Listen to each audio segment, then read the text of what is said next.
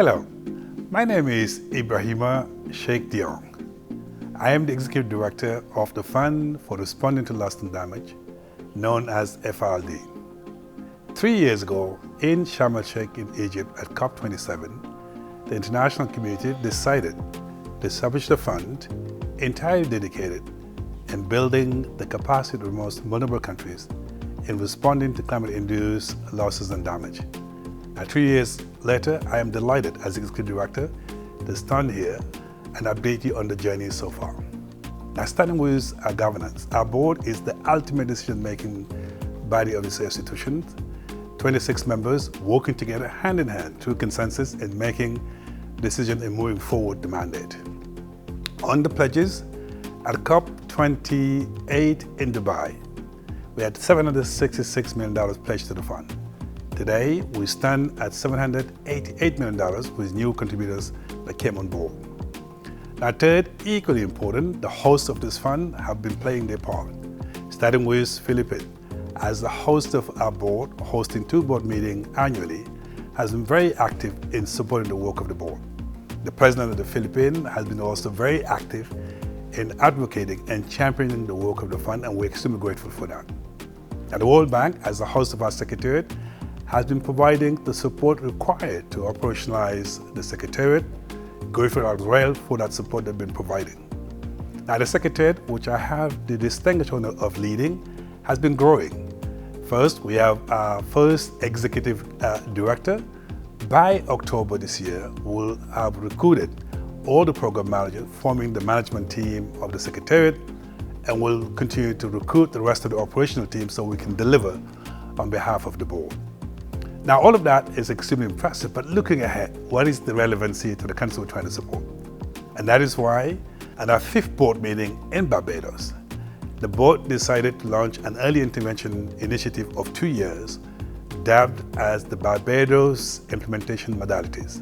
And that initiative is committing $250 million out of our funding so far, providing support $5 to $20 million per initiative, grant-only support, but also more importantly, making sure it's bottom-up and country-led initiative so it can be successful where the countries will be at the heart of our intervention in most of the countries that we're supporting. Now, it is important that through that initiative that we learn the lessons required, so as we build the longer-term policies, we can learn from the lessons and bring the corrections that are needed.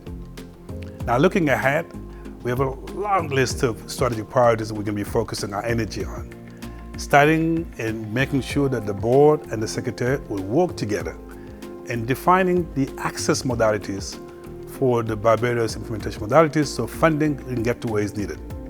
Now, second, the success of this fund relies heavily on the transparency, the inclusiveness of the way we actually conduct our operation. And that is why we'll continue to strengthen our engagement with the civil society, with the observers, and make sure all the great ideas are brought to the table so we can support the implementation of our mandate.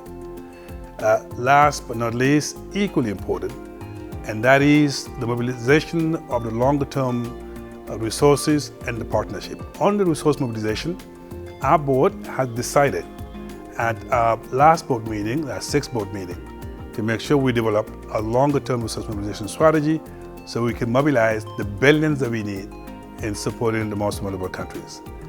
Also, our board decided that complementarity, cohesion, and coordination matters to this fund. And that is why we're going to reach out to all the climate fund, all the partners, to make sure we can actually join our forces in delivering on the mandate of this organization. Now, this fund has seen the day thanks to global solidarity. We believe global solidarity will help us to keep the momentum. So as we march toward COP30 in Brazil, it's important that we keep that solidarity so that we can report at COP30 that this fund is actually delivering for the most vulnerable countries across the developing world. So I look forward to COP30 where we can report on the progress so far. Thank you very much.